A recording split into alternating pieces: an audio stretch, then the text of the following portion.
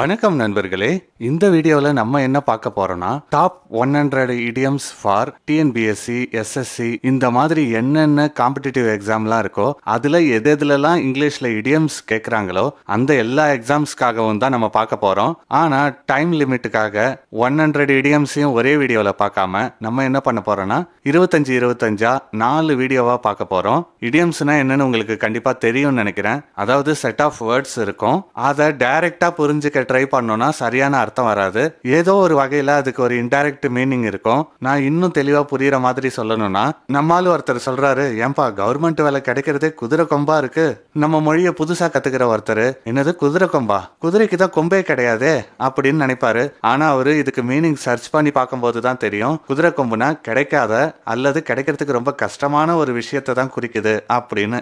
இந்த மாதிரி ஒரு மரபு சொல் தான் இடியம். அப்புறம் அப்படியே பார்த்துட்டு வீடியோவை க்ளோஸ் பண்ணிட்டு போயிடாதீங்க. நீங்க ஒரு முறை பார்த்துட்டு உங்களுக்கு எல்லாமே ஞாபகம் இருக்கா அப்படின்றதுக்காக திரும்பியும் ரிவைஸ் பண்ணுங்க. பாஸ் பண்ணி உங்களுக்கு அர்த்தம் தெரியுதான்னு பார்த்துட்டு அடுத்ததை ப்ளே பண்ணுங்க. அப்புறம் கொஞ்சம் விருப்பம் இருந்தால் சப்ஸ்கிரைபும் பண்ணிடுங்க. ஏன்னா இந்த மாதிரி யூஸ்ஃபுல் எக்ஸாம்ஸ் மெட்டீரியல்லாம் நாங்கள் நிறைய கொண்டு வரலான்னு பார்க்குறோம். அதுக்கு கொஞ்சம் ஊக்கமாக இருக்கும். வாங்க வீடியோக்குள்ள போயிடலாமா? Smile please Tamil YouTube channel, உங்கள் அறிவுக்கு விருந்து, அறியாமைக்கு மருந்து. Smile please. First idiom hot potato. Hot பொட்டேட்டோனா என்னன்னா சூடான உருளைக்கிழங்குன்னு புரிஞ்சுக்காதீங்க. அது ஒரு கான்ட்ரோவர்ஷியல் டாபிக் அப்படின்னு புரிஞ்சுக்கோங்க.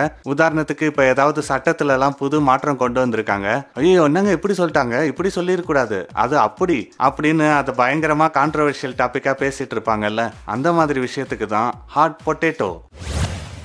செகண்ட் இடியம் என்னன்னு பார்த்தீங்கன்னா பென்னி ஃபார் யுவர் தாட்ஸ். நீங்க யார்கிட்டயோ ஒப்பீனியன் கேட்குறீங்க, என்னுடைய சிங்கிங் எப்படி இருந்தது, டான்சிங் எப்படி இருந்தது, இல்லை என்னுடைய ஐடியா எப்படி இருக்கு அப்படின்னு ஏதாவது கேட்பீங்கல்ல, அந்த மாதிரி ஒருத்தர் ஒப்பீனியன் கேட்டா penny for your thoughts.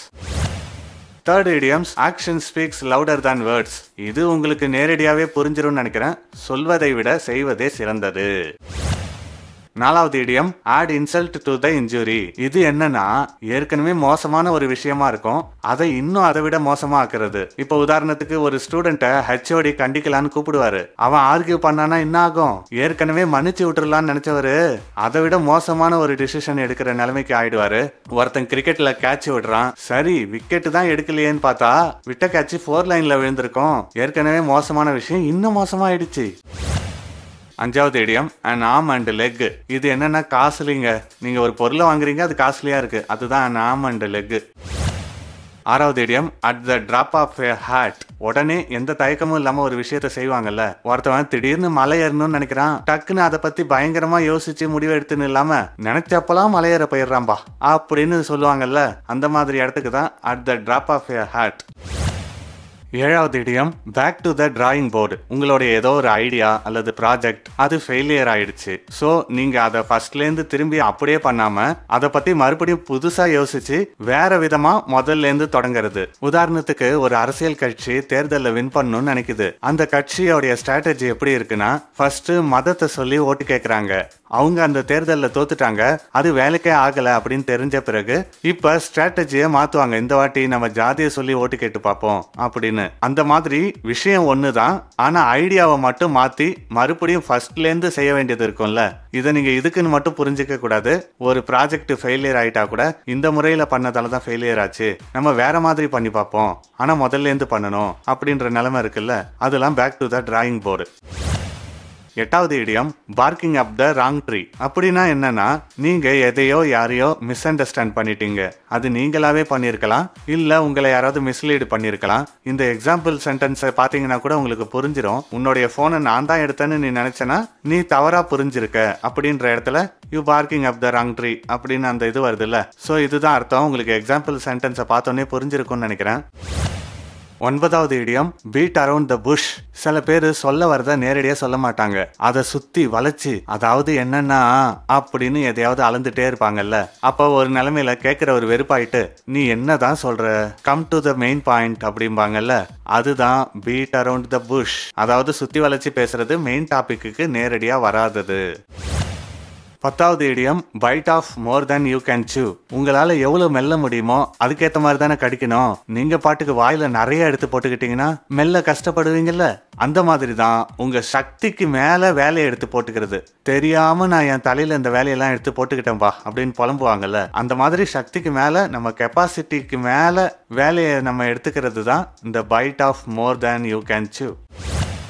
11வது idiom bite the bullet. அப்படின்னா என்னன்னா, ஒரு பெயின்ஃபுல் சுச்சுவேஷன், அதை நீங்க ஏத்துக்கிட்டு தான் ஆகணும். அது நீங்க செஞ்ச விஷயத்தால வந்த விளைவா கூட இருக்கலாம், அல்லது ஒரு சில சமயத்துல நீங்க ஊசி போட்டுக்க வேண்டியது இருக்கும். அந்த டைம்ல ஊசி உங்களுக்கு பிடிக்கலனாலும் அந்த வழியை நீங்க ஏத்துக்கிட்டு தான் ஆகணும். நீங்க ஏதாவது டிராபிக் ரூலை மீறி அப்புறம் அந்த ஃபைனை நீங்க தானே கட்டணும். இந்த மாதிரி எதுக்கு வேணா யூஸ் பண்ணுவாங்க.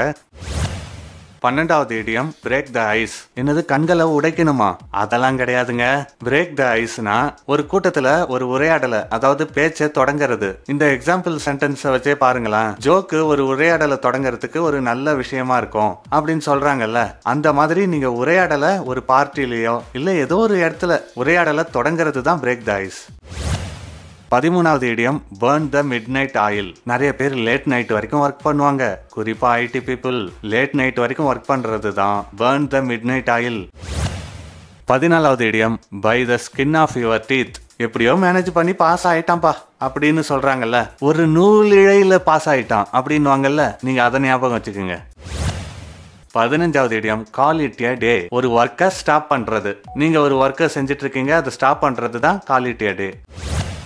16வது இடியம் கட் கார்னர்ஸ். காசு கட்டிங்காக சில செலவுகளை குறைச்சிட்டு செய்வாங்கல்ல, அந்த மாதிரி ஈஸியாகவும் கொஞ்சம் காசை கம்மி பண்ணி பண்றதெல்லாம் கட் கார்னர்ஸ். 17வது இடியம் டெவில்ஸ் அட்வொகேட். இந்த டெவில்ஸ் அட்வொகேட்னாலே உங்களுக்கு ஓரளவுக்கு புரிஞ்சிருக்கும். உங்க குரூப்லேயே சில பேர் இருக்கலாம், ஏதாவது சொன்னா வேணும்னே எதிர்வாதத்துக்காகவே பேசிட்டு இருப்பாங்க. அதுல நியாயம் இருக்கா இல்லையான்லாம் கிடையாது. அவங்களுக்கு தேவை எதையாவது எதிர்வாதம் பண்ணிக்கிட்டே இருக்கணும். அவங்க தான் டெவில்ஸ் அட்வொகேட். 18வது idiom don't count your chickens before they hatch. அதாவது நீங்க வெற்றி பெறறதுக்கு முன்னாடியே அதுக்காக கற்பனை கோட்டெல்லாம் கட்டக்கூடாது.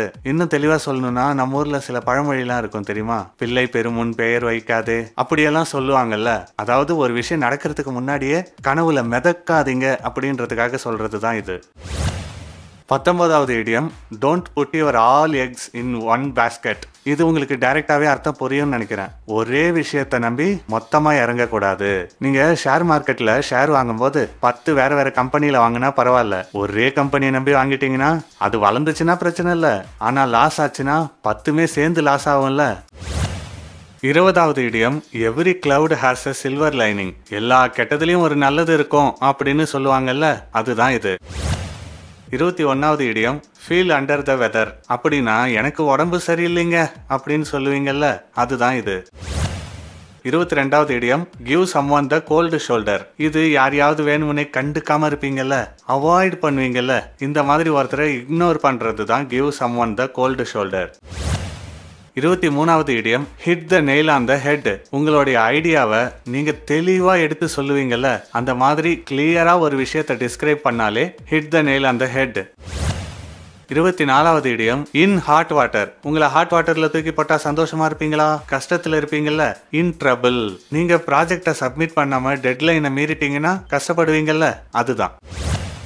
25வது இடியம் ஜம்ப் ஆன் த பேண்ட் வேகன். அதாவது ஒரு விஷயம் உங்களுக்கு தெரியாம கூட இருக்கலாம், ஆனா இது ட்ரெண்ட்ல இருக்கேன்னு நீங்களும் ட்ரை பண்ணுவீங்கல்ல, அதுதான் இது. உதாரணத்துக்கு ஆண்ட்ராய்டு போன் உங்களுக்கு தேவைப்படாம கூட இருந்திருக்கலாம், ஆனா இப்ப எல்லாம் இதை தான் கையில தூக்கிட்டு சுத்துறாங்கன்னு அதுக்கு மாறி இருப்பீங்கல்ல. நீங்க ரீல்ஸ் பார்க்காதவரா கூட இருக்கலாம், ஆனா எல்லாரும் ரீல்ஸ் பாக்குறத பார்த்துட்டு அப்படி என்னதான் அதுல இருக்கு நீங்களும் ட்ரை பண்ணிருப்பீங்கல்ல. அந்த மாதிரி ட்ரெண்டுக்கு ஏத்த மாதிரி மாறிக்கிறது தான் ஜம்ப் ஆன் த பேண்ட் வேகன். இன்னைக்கு நாங்க பதிவிட்ட இந்த 25 இடியமும் உங்களுக்கு ரொம்ப உதவிகரமா இருந்திருக்கும் நம்புறோம். நீங்க மட்டும் பயன்பெறாம எக்ஸாமுக்கு படிக்கிற உங்க ஃப்ரெண்ட்ஸுக்கும் அனுப்பி வைங்க. நன்றி, வணக்கம். Smile. Please. Smile. Please. Smile. Please. Smile. Please. Smile. Please. Smile. Please.